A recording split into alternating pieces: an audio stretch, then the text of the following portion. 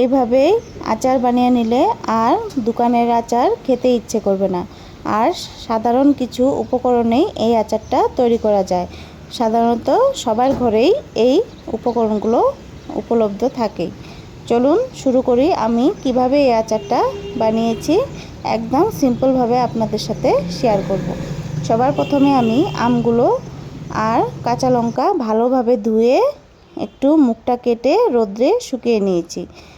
ভালো করে জল একদম যাতে জল না থাকে ওইভাবে শুকিয়ে নিতে হবে।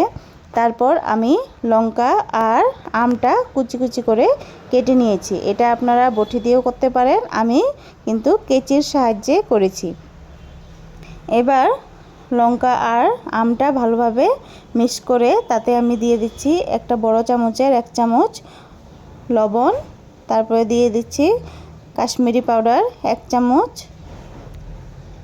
তারপর দিয়ে দিব হলুদ বড় চামচের 1 চামচ। এবার সব কিছু আমি ভালোভাবে মিলিয়ে নিব। এভাবে সুন্দর করে আমি মিক্সড করে নিয়েছি। হলুদের পরিমাণটা একটু বেশি দিবেন যাতে আচারটা বহুদিন ধরে ভালো থাকে।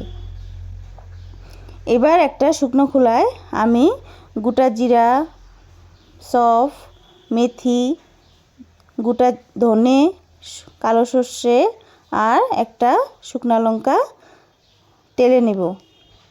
আমি বেশি ঝাল দিব না, তাই শুকনো লঙ্কা একটা দিয়েছি, আপনারা আপনাদের ইচ্ছে মতো দিতে পারেন। আমি ভালোভাবে এটা ভেজে নেব। এবার মিক্সিং গ্রাইন্ডারে আমি একটু আদা বাটা করে নেব। এটা পুরা পাউডার পেস্ট করতে হবে না, যাতে একটু দানা দানা থাকে, তাহলেই আচারটা খেতে ভালো লাগবে।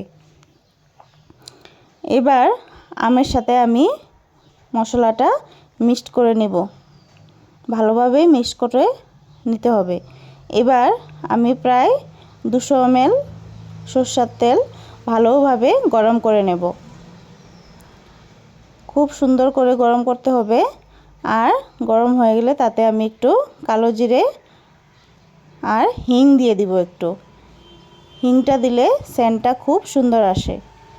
আমি এই হিংটা ইউজ করেছি, আপনারা যে কোনো হিং দিতে পারেন। এবার আমি তেলটা ঠান্ডা হয়ে যাওয়ার পর আচারে তেলটা সম্পূর্ণভাবে মিলিয়ে নিব। তেলটা একটু বেশি দিতে হবে যাতে আম আর লঙ্কাটা তেলের মধ্যে ডুবে থাকে। তেল বেশি দিলে আচারটা অনেক দিন অবধি নষ্ট হওয়ার কোনো চান্স থাকে না। এই দেখুন খুব সহজভাবে আমার আম আর লঙ্কার আচার কিন্তু রেডি। আপনারা এভাবে বানিয়ে দেখবেন, খুবই সহজ। এবার আমি একটা কাচের জার ভালোভাবে ধুয়ে রোদ্রে শুকিয়ে নিয়েছি। জারটাতে যাতে একদম জল না থাকে এটা খেয়াল রাখবেন। এবার আমি আচারটা জারে ভরে নিয়েছি।